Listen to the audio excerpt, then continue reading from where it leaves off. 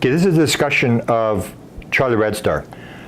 I just published a book called Charlie Red Star that deals with a series of sightings that occurred in southern Manitoba in 1975, 1976, in which I was involved. I was university at the time, went, had a sighting, became enthralled with the whole story, recorded all the people in the southern Manitoba who had had sightings, and published a book which was never published. The significance of the story is that we had massive sightings in 1975, and this is something that's recorded in the book, but some parts we had to leave out because of length. That in 1975, my first sighting was 2 weeks after the end of the Vietnam War. And I think this sort of ties in, and it ties into nuclear weapons. That when this incident occurred, there was a series of sightings going on, not just in Manitoba, but in Minnesota and in Wisconsin and in Ontario. In Ontario, for example, there was huge triangles of dirt that were being pulled out of the ground that were 15 feet on a side and about a foot deep, where the entire piece of dirt was lifted up and moved over, which is like impossible to do. In Wisconsin, they had so many sightings at one town in Wisconsin that the CIA actually sent 2 agents there to investigate what was going on. Minnesota had them. The other thing that was happening in 1975 was it was the highest year ever for cattle mutilations. There's never been a year that had more cattle mutilations than 1975.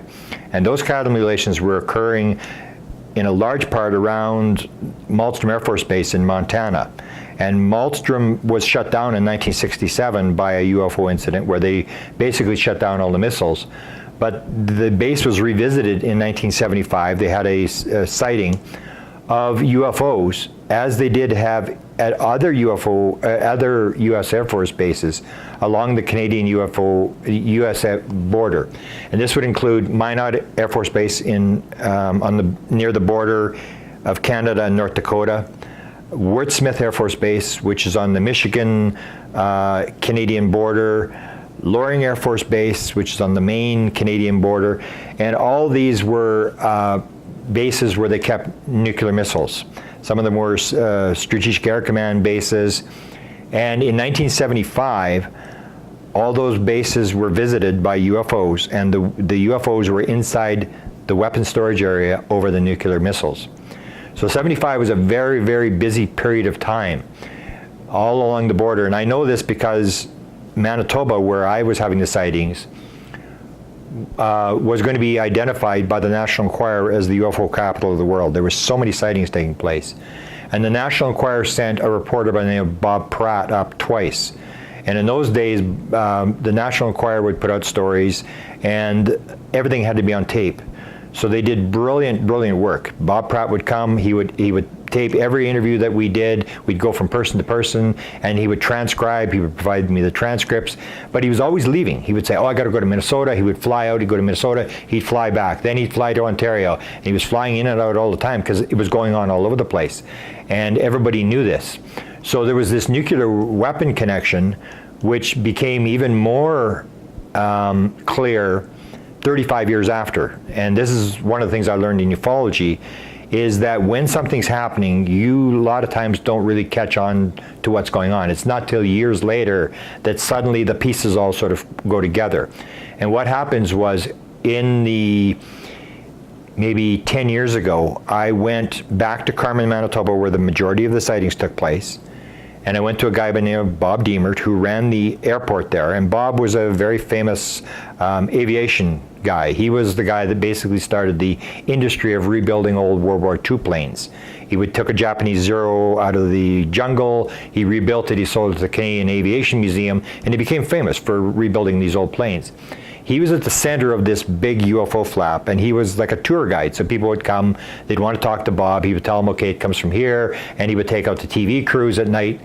So I went to Bob and I said, you know, Bob, how many sightings did you have in 1975? And he said, oh, about 150. And I said, well, how many sightings have you had since 1975? And he said, none. And so something happened in 1975.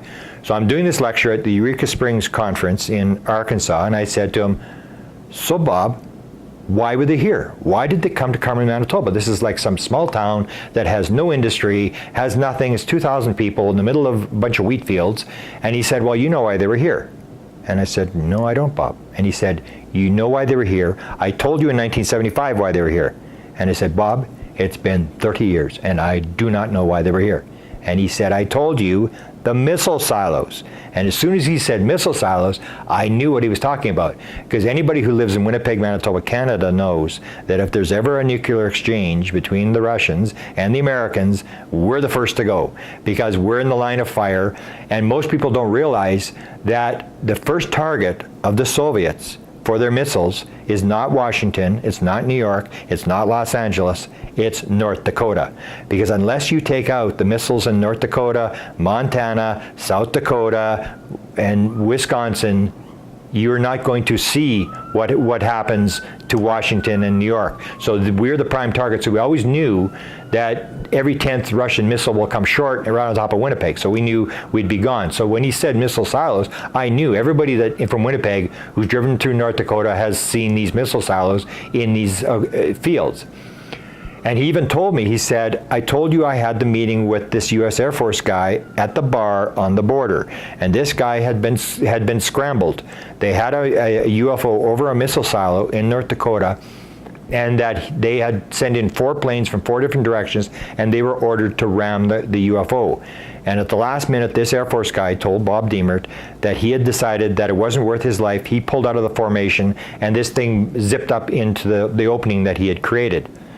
So when I started to research the missile silos, then suddenly I discovered that in February of 1975, exactly when the sightings started in Manitoba, the Americans had built pre-Star Wars. In 1980, when Reagan came in, they put in Star Wars, but it was in outer space. And they would have these missiles that would try to shoot the Russian missiles as they were coming out of the silo, as they were in outer space, as they were coming into the American atmosphere. They had these big 5 megaton ones that would try to get the Russian missile as it was in outer space. If those missed, then they had installed these little sprint missiles, 1 megaton sprint missiles, that would create a sort of a haze so that the missile coming in would be shredded. It would hit all this stuff in the atmosphere and wouldn't be able to get to the ground and would detonate in a high atmosphere. So they'd installed, in February, they'd started to install 100 new nuclear missiles at a town called Nakoma, North Dakota, which is just south of the border, about 80 miles from the center of this flap of UFO sightings. They started taking them out in November.